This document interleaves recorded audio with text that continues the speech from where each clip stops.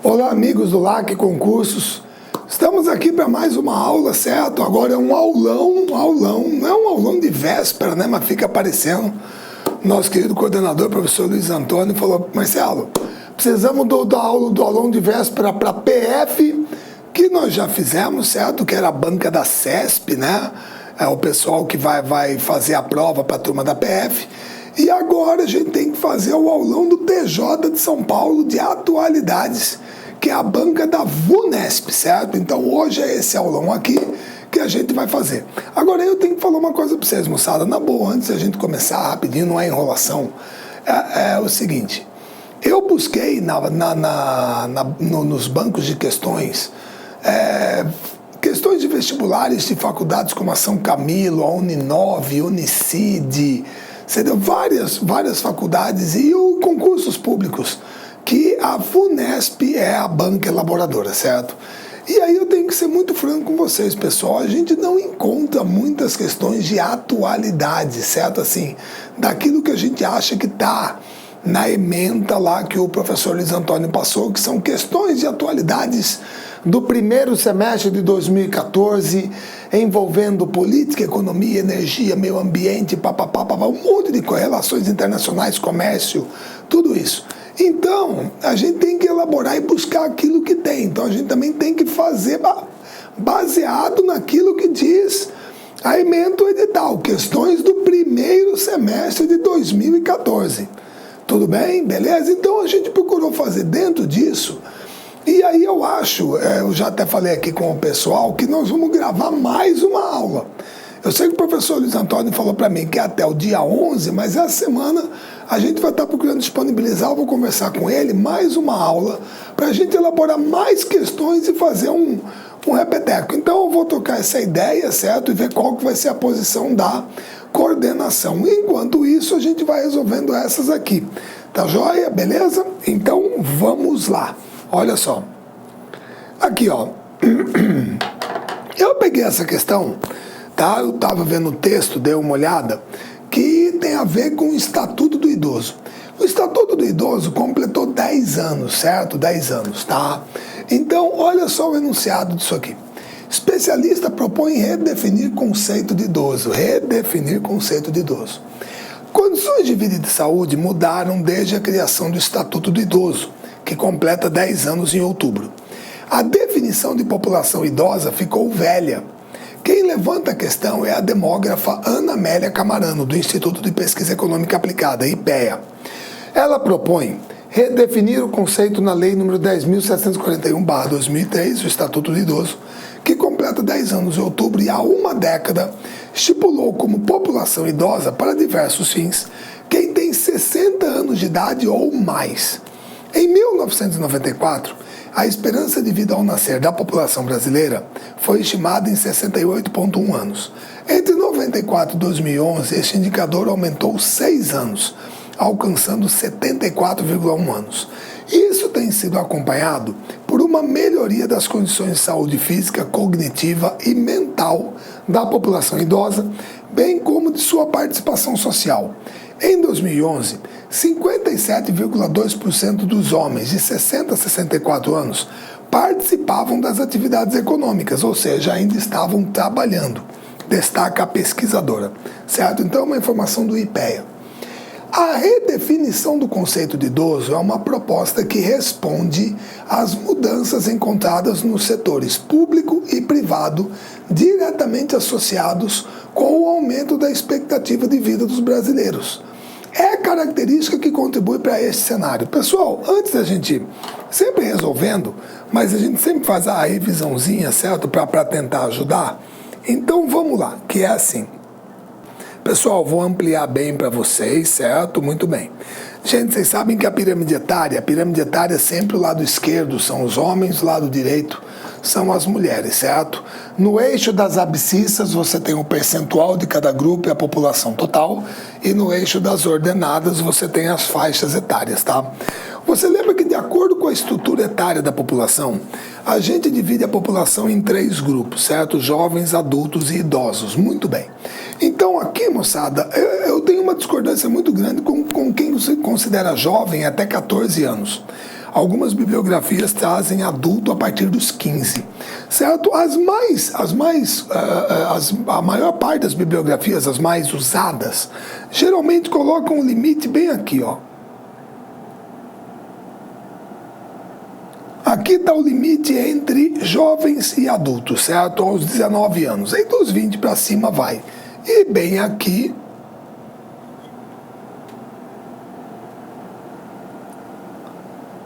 está o limite entre adultos e idosos. Ou seja, você tem os adultos aqui e os idosos aqui, certo? Muito bem. Pessoal, eu vou pedir uma gentileza para vocês, tá? Eu vou pedir só que você dê uma olhada. Olha só. Esta aqui é a pirâmide etária brasileira, que é o gráfico que mostra a estrutura etária. Essa aqui é a pirâmide etária brasileira do ano 2000, 10 anos, 14 anos atrás. Perdão, o penúltimo censo, certo? Então está aqui a pirâmide etária de 2000, certo? Você tem a base, meio e o topo, beleza? As 3 faixas etárias. E agora você compara com 2010. Olha aqui, ó, 2000, 2010. Vou repetir. 2000, tá aqui, 2010, pimba. O que você percebeu? Ah, Marcelo, foi fácil. Deu para perceber claramente que a base da pirâmide encolheu. A base da pirâmide encolheu. O meio e o topo ficaram mais largos, certo? Isso quer dizer que a taxa de natalidade caiu, a taxa de mortalidade caiu, a expectativa de vida aumentou, os adultos são a maior parte da população, certo? Os idosos aumentaram a sua participação e os jovens diminuíram, certo? Então hoje, veja bem, é uma pergunta diferente. Se alguém perguntar para você assim, ó, o Brasil está envelhecendo, sim ou não? Sim, sim. É como perguntar para você que fez mais um ano de vida, graças a Deus, completou mais um ano de vida esse ano, você envelheceu? Sim, Marcelo, eu envelheci, não tem como. Aí vem uma outra pergunta, você é velho? Não, Marcelo, velho não sou, pô. Não, eu fiz 30 e poucos anos, então eu envelheci, mas eu não sou velho. Então você tem que tomar cuidado com essas expressões. O Brasil está envelhecendo, mas o Brasil não é um país velho. A maioria da população é adulta. A maioria, então, nós somos um país maduro, certo? Beleza? Então, esse é o nosso quadro atual. Essa é a nossa situação atual, que está dentro de um processo que a gente conhece como transição demográfica, que é a passagem da população por estágios rumo a esse envelhecimento. Onde nós estamos hoje, países como Noruega, Suécia, Alemanha estavam 20, 30 anos atrás. Nós ainda entraremos no estágio que eles estão hoje daqui a uns 15 a 20 anos. Beleza? Muito bem. O quadro é esse, moçada, o quadro é esse. Agora, olha só, a nossa pesquisadora do IPEA falou em redefinir o conceito de idoso. E aqui no final você viu a informação de que a maior parte dos homens, uma maioria absoluta, entre 60 e 64 anos de idade, ainda participava de atividades econômicas, trabalhava. Então, um dos fatores, certo? Uma das características que contribui para esse cenário de redefinição do conceito de idoso é o exercício pleno da manipulação genética, selecionando desde a metade do século XX apenas os indivíduos portadores dos genes da longevidade. B. A mudança no padrão de consumo do brasileiro, que a partir de 94 eliminou o consumo de alimentos industrializados e incentivou a compra de artigos esportivos. C. O estabelecimento de benefícios públicos, como a instituição de meia entrada e o transporte público gratuito para a população idosa. D de dado. A dificuldade de uma aposentadoria segura, obrigando as pessoas a participarem das atividades econômicas até os 64 anos. E o acesso crescente a serviços de educação e saúde, condição que amplia as informações sobre o bem-estar da população e evita mortes precoces pela falta de tratamento. Pessoal, veja bem, como nós estamos falando de redefinição do conceito de idoso e foi citado especificamente aquela questão do trabalho dos mais velhos, gente, manipulação genética, nossa senhora, pô. Quer dizer que agora nós vamos escolher quais são os melhores genes para reproduzir. certo? Poxa, como é que seria isso? Quer dizer que é uma eugenia? Quer dizer, não que para purificar, mas quer dizer só os melhores genes, a genética? Não, tá? Nós não fazemos esse tipo de coisa, isso aí é papo furado, certo? Muito bem. Mudança no padrão de consumo do brasileiro, que a partir eliminou o consumo de alimentos industrializados. Gente, pelo amor de Deus, isso aqui não corresponde à realidade. A turma continua comendo produto industrializado aí, lasanha, nuggets, certo? Miojo, tem gente que come. Isso aí não tem nada a ver.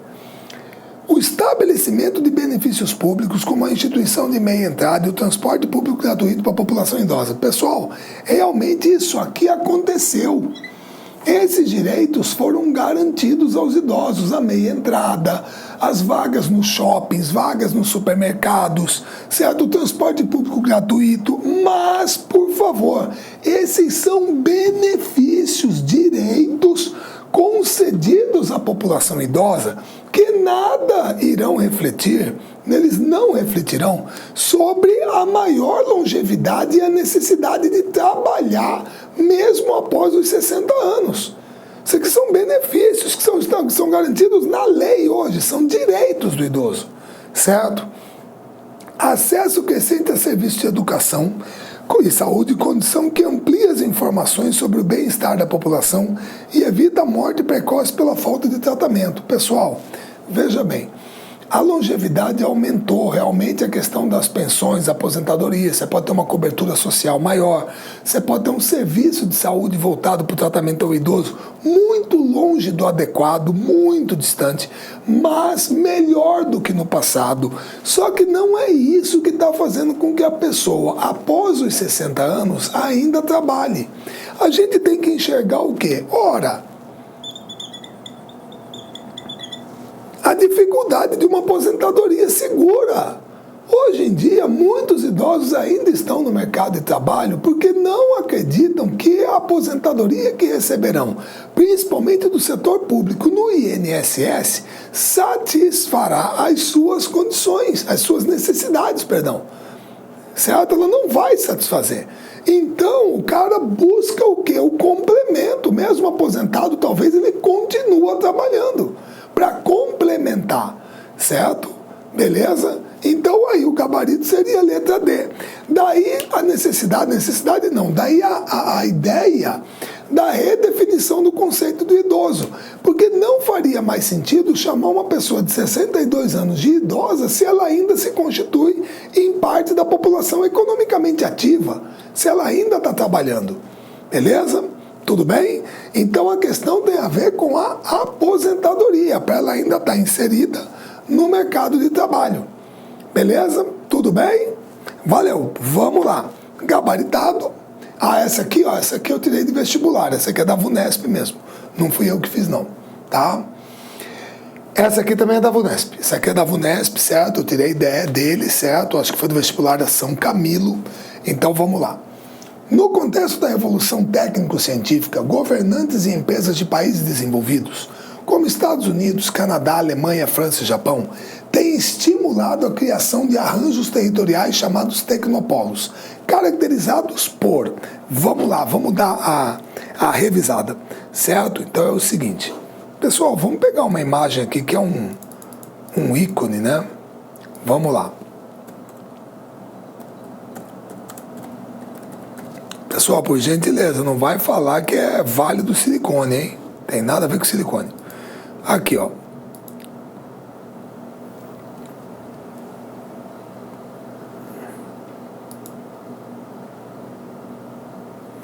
Moçada, o Vale do Silício, ele fica um dos mais famosos do mundo. Você pode ter outro em Bangalore, lá na Índia, né? O Vale do Silício fica na área metropolitana de São Francisco, certo? Acho que pega Oakland, Palo Alto, Santa Clara, alguma coisa assim. É nessa região aqui a Baía de São Francisco, lá Golden Gate, certo? E aqui nomes como Fujitsu, Sony, Olivetti, Intel, Philips, Hewlett Packard, Hitachi, certo? Printec, Oracle, Apple, então todas aqui, é um tecnopolo, um dos mais famosos do mundo, certo? Um dos mais famosos também dos Estados Unidos e do mundo. Muito bem. Moçada, e o que é um tecnopolo? Obviamente um tecnopolo, ele tem muito a ver com uma palavrinha também que você pode pegar e colocar hoje aí.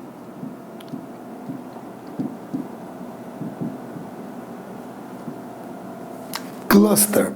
Moçada, cluster, o pessoal também gosta de chamar de APL. O que é um APL? Um APL é um arranjo produtivo local, certo? Muito bem. Então, o cluster, esse arranjo produtivo local, ele consiste em você concentrar numa determinada região, numa determinada área, empresas de um determinado segmento da economia. Por exemplo, Franca em São Paulo, calçado. Certo? Cianorte no Paraná, vestuário, certo? Beleza? Então, esse tipo de arranjo, aí você poderia colocar, aí no caso brasileiro, tecnopolos como São José dos Campos, como São Carlos, como Campinas, como agora Recife, Campina Grande, certo? Tem esses arranjos produtivos, tá? Esses clusters, esses arranjos produtivos locais, eles vão em direção a um determinado setor da economia, uma determinada atividade econômica. No caso dos tecnopolos,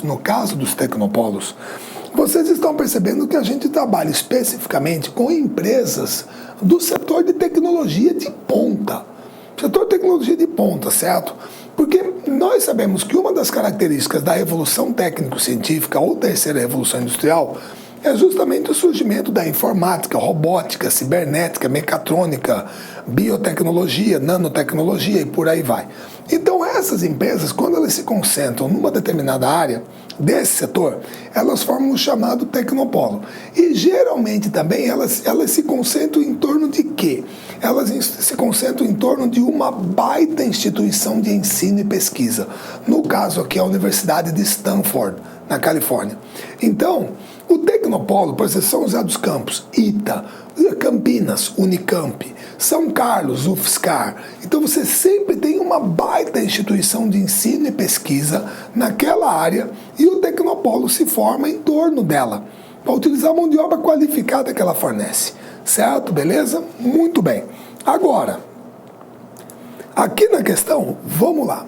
Os tecnopolos são caracterizados por centros tecnológicos de pesquisa e desenvolvimento que apresentam concentração de mão de obra qualificada capaz de gerar novos produtos de alta tecnologia que poderão ser absorvidos pelas indústrias. Centros tecnológicos de pesquisa e desenvolvimento instalados em fazendas que utilizam... Não, aí não, pô, isso é um contrassenso enorme. É ridículo, né?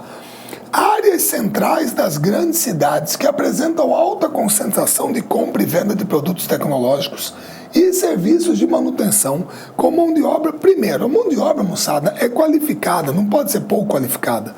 E eu não acredito que essas grandes empresas se concentrarão nas áreas centrais das grandes cidades, porque as áreas centrais geralmente já estão mais o quê? Saturadas. Certos terrenos são mais caros, o tráfego está saturado, então o cara quer sair dali. É a desconcentração da atividade industrial ou deseconomia de aglomeração. Conjuntos empresariais voltados para a prestação de serviços avançados à distância, com o emprego de mão de obra barata adaptado ao uso de sistemas de comunicação e informação. Gente, por favor, empresas adaptadas à prestação de serviço à distância é telemarketing. Certo? Com o emprego de mão de obra barata. Não, gente, a mão de obra barata, só para ilustrar, por gentileza.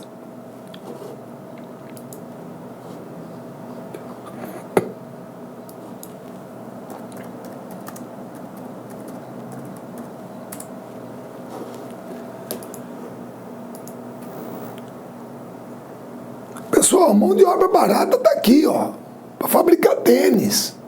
Certo? O Vietnã junto com a Tailândia. Se eu não me engano, a Tailândia, Indonésia, China, é um dos maiores fabricantes de tênis do mundo.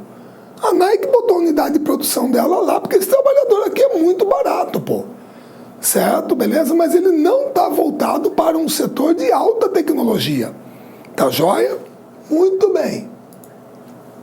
Áreas centrais das grandes metrópoles que apresentam elevado dinamismo para a recepção de eventos e congressos especializados em biotecnologia e saúde, para soluções de demandas em mercados emergentes. Pessoal, primeira coisa, de novo, áreas centrais das grandes metrópoles estão muito saturadas.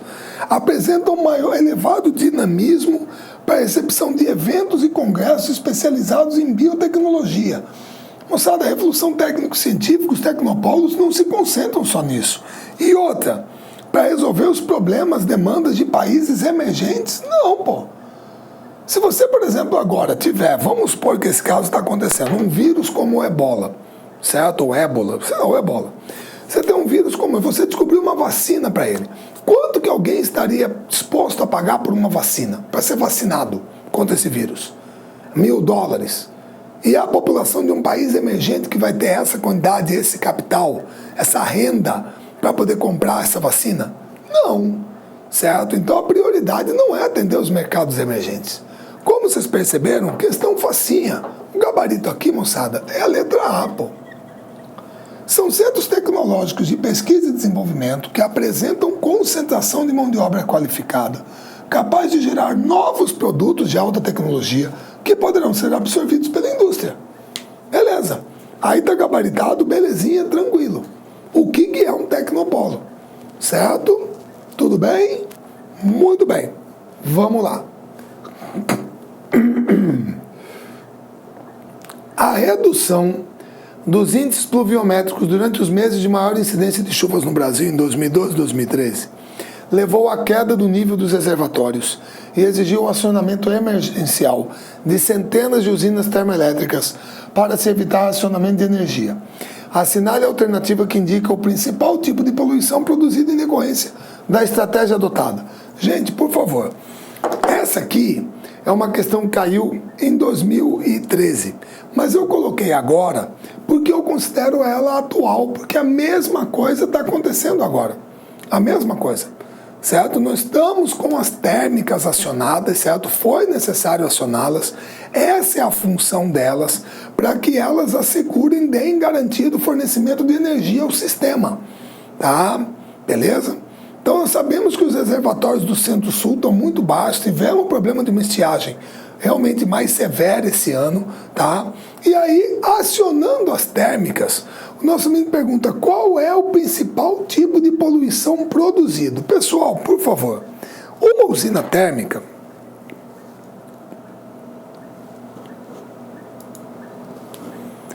eu vou pegar aqui um exemplo lá de baixo, mas tudo bem.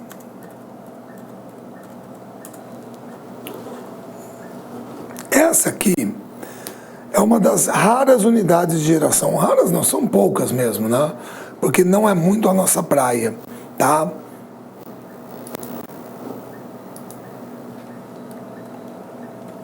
Moçada, essa aqui é a térmica a carvão mineral que fica lá em Candiota, lá no Rio Grande do Sul, que é uma das principais áreas produtoras de carvão mineral do Brasil.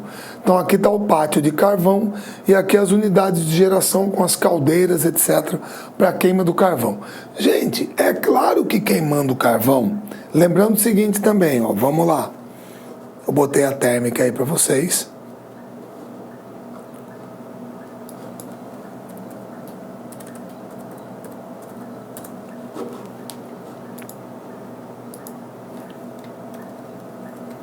Pessoal, tá aqui, ó. Turfa, lignito, hulha e antracito. Certo? Você tem 4 variedades de carvão mineral. O que varia de um para o outro? O que varia aqui é o teor de carbono, a umidade e o poder calorífico. Certo?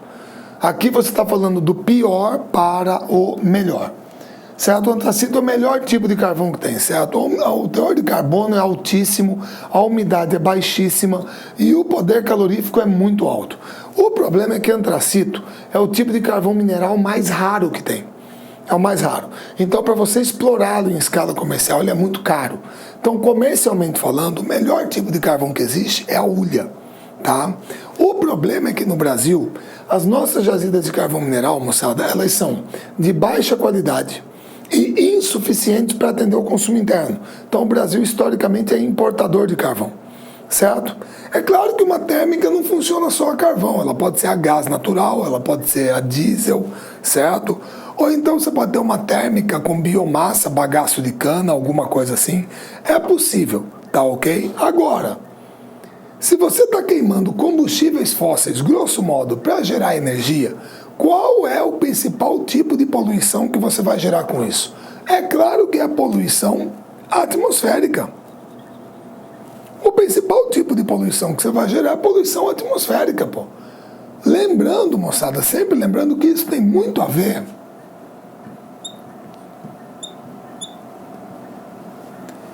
Todo mundo se lembra o que é GE, sim ou não? Lembra, Marcelo? Gases do efeito estufa. A questão dos gases do efeito estufa, você tem dióxido de carbono, metano, óxido nitroso, hexafluoreto de enxofre. Todos eles são gases do efeito estufa. E a queima de combustíveis fósseis libera principalmente o quê? Gases como a base de enxofre, certo? CO2, tá ok? Que contribuem para a retenção de calor, que o pessoal coloca que é uma das ameaças para o agravamento do efeito estufa, que a turma vem chamando de aquecimento global. Então, nesse caso, você vai ficar com o quê? Poluição atmosférica. Tranquilo. É o principal problema. Tudo bem? Beleza? Fácil. Vamos lá. Ah, Marcelo, essa foi de vestibular? Essa foi. Tá ok? Essa eu peguei da banca. Essa aqui fui eu que fiz. Essa aqui eu tive que fazer porque eu não achei nenhuma atualidade. Tinha Ucrânia, certo? Muito bem. Então, coloquei o mapa da Ucrânia aqui para vocês, para você ter uma ideia da localização, tá? Ela está mais na Europa Oriental, ao sul, né? Limita-se com Romênia, Hungria, Eslováquia, Polônia, Bielorrússia, Belarus, Rússia, é aqui o Mar Negro, certo? E a Ucrânia foi palco de manifestações neste primeiro semestre de 2014, que culminaram com a deposição do presidente Viktor Yanukovych. Meu querido, eu vou dar uma babinha, né? Vamos dar uma chancha.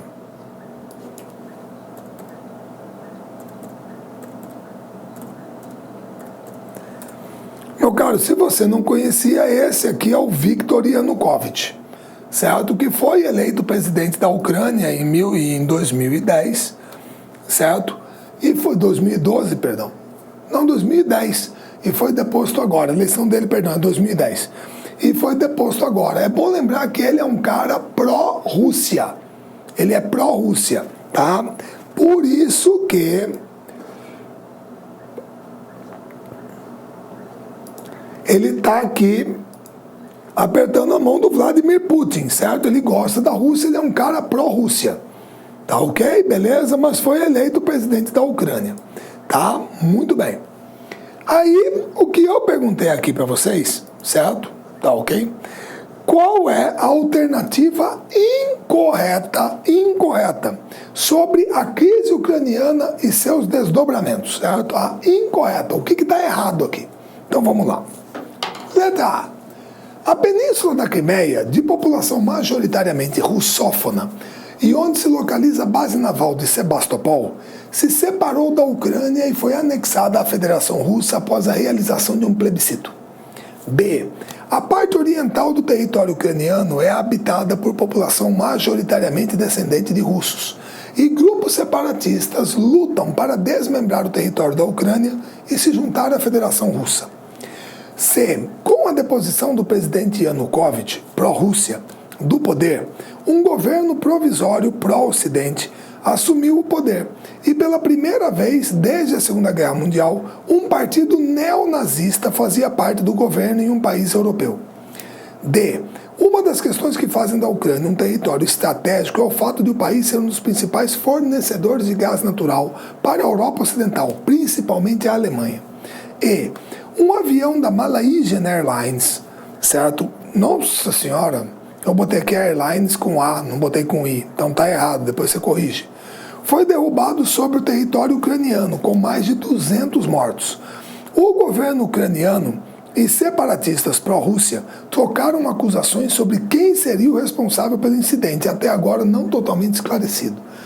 Moçada, uma dessas aqui tá errada, certo? Sobre esse problema na Ucrânia, certo? Muito bem. Qual que é? Vamos lá. Primeira, a Península da Crimeia, certo? Onde fica uma base naval, se separou e foi anexada à Federação Russa após um plebiscito. Isso é verdadeiro? Gente, é. Olha aqui, ó, a Península da Crimeia é esse lugarzinho aqui, ó.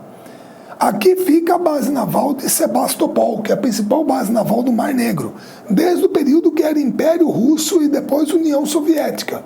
Sempre foi a principal base no Mar Negro. Mas em março, 16 de março deste ano... Gostou da aula do professor? Quer continuar assistindo essa aula e muito mais? Então convido você a fazer o nosso super aulão de véspera aqui do Lá Concurso. Pode ter certeza que esse aulão de véspera vai te deixar muito mais competitivo. É um aulão de véspera completíssimo, na qual a gente atende 100% do edital. Detalhe, aulão de véspera conciliando teoria e exercício. Pode ter certeza que com essas aulas aqui do aulão de véspera, a nossa perspectiva, a coordenação pedagógica fez uma meta, fez um planejamento. Sabe qual que é o nosso planejamento? De preparar vocês, de cantar antecipadamente 35 questões das 100 questões. Ou seja, já pensou? Faz um aulão de véspera com a gente. Nesse aulão de véspera, lá tem no mínimo 35 questões aí que serão possíveis questões da sua prova. Sabe o que é isso? Vantagem competitiva. Você sai na frente. Em concurso público é isso. Quem sai na frente são os alunos aí com maior possibilidade de serem aprovados. Professor, quanto custa a minha matrícula? A sua matrícula custa apenas R$ 60,00, um curso completíssimo, aliás, um aulão de véspera completíssimo de todos os nossos professores, 50 dias de acesso, mais de 22 horas de videoaulas dos professores Sidney Martins, Cato Júnior, Jefferson Fiel, professor Wellington, professor Luiz Antônio, professor Roberto, professor Pedrão, professor Alonso, professor Marciano e professor Rodrigo Belmonte. Tá certo, galera? Então convido você aí para fazer esse super aula de véspera conosco, que como disse, você não vai se arrepender e vai ficar muito competitivo. Saia na frente e deixe a concorrência correndo atrás de você. Forte abraço, tchau, tchau.